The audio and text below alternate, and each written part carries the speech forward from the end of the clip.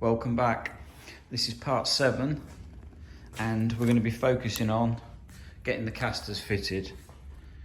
I actually did the castors straight after I hinged the lid, but I couldn't fit it in the last video, so we got a set of 4 castors to fit, 2 braked on the front and 2 normal on the back. So let's get them fitted.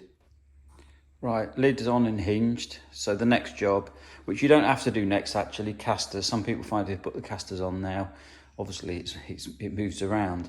I've got a set of 2 of the castors are braked anyway, and I quite like having it so I can move it around. When you're working on your own, I want to move it around the workshop easier, and it's definitely more positives than negatives. So I get the castors on at this stage.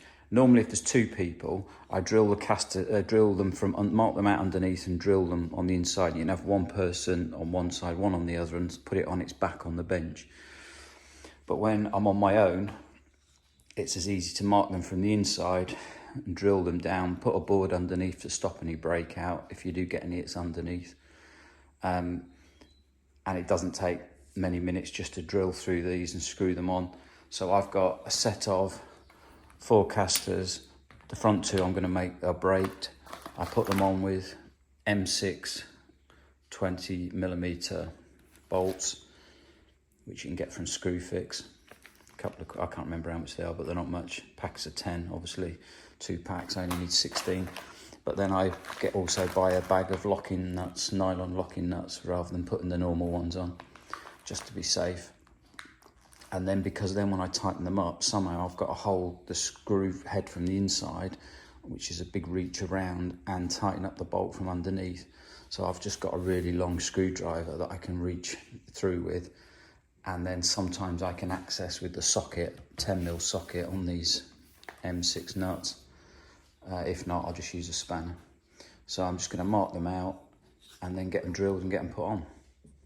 For marking them out, I've just found that if I use one of the 18mm blocks, put my caster in, and if you've got 2 blocks, you can just use 2.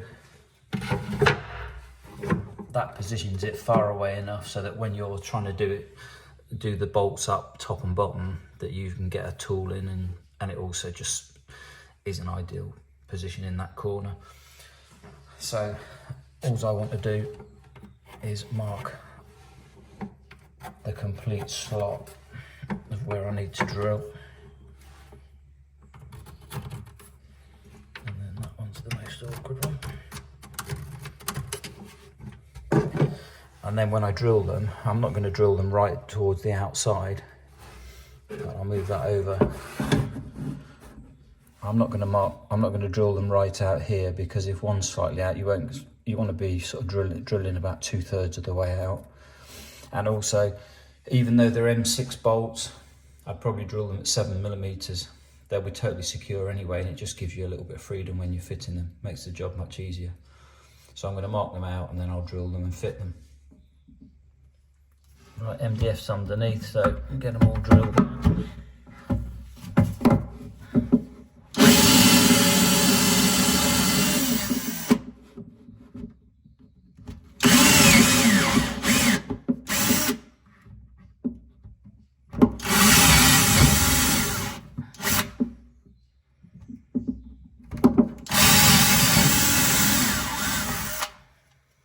Right, they're all drilled, MDF underneath.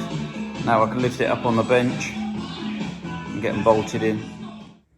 Okay, so underneath the tool chest now, sort of laying on its back, I've got 4 bolts through. It's a little bit fiddly just to get the nuts started on them, because of course the bolts keep wanting to push back, whether you put a piece of wood leaning up against them or you'll find a way.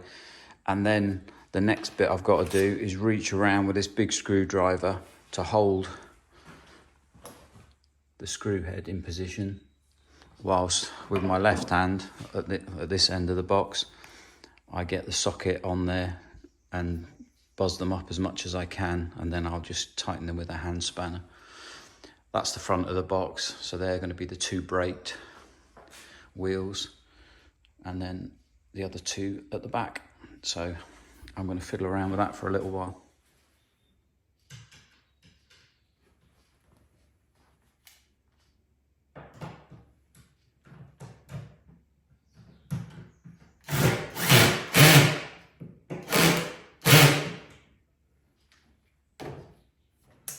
getting there. So that's the 2 braked ones fitted. Third one's just finger tightened at the moment. So I'll reach around with a screwdriver, tighten them up with a socket, and then get the 4th one done. And then I'll launch her across the workshop.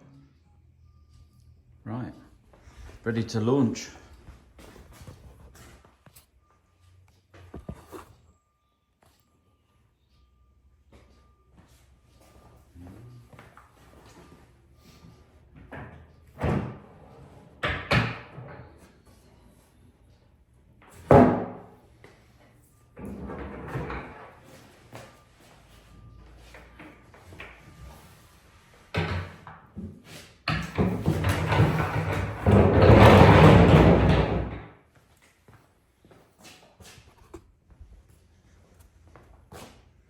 Go.